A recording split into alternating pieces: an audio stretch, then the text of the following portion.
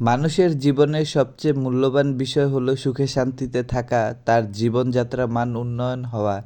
জীবনযাত্রার মান উন্নয়ন হলে মানুষ সুখে শান্তিতে থাকতে পারে এবং তার জীবনটা তার কাছে ধন্য মনে হয়।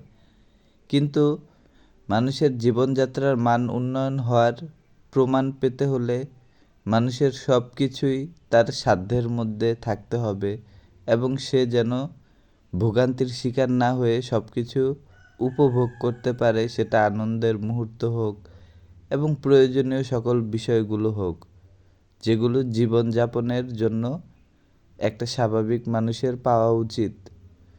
তেমন যাত্রাপথে যেন ভোগান্তির শিকার না হয়, অকারণে যানজটে আটকিয়ে যেন সময় নষ্ট না হয়।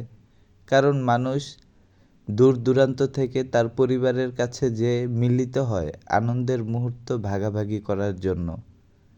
কিন্তু যাত্রাপথে যদি তাদের মন মানসিকতা খারাপ হয়ে যায়, তারা যদি যানজটে আটকে থেকে অসুস্থ হয়ে যায়, তাহলে তো আর তারা পরিবারের সাথে আনন্দ ভাগাভাগি করতে পারবে না।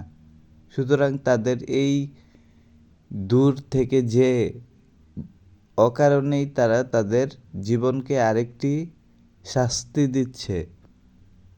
এখানে তারা সবসময় কাজ করে ব্যস্ত থাকে, ওইখানে পরিবারের সাথে তারা মিলিত হবে যেন তারা কয়েকটা দিন সুখে শান্তিতে থাকতে পারে। কিন্তু সেখানে যেও তারা অসুস্থ হয়ে পড়বে।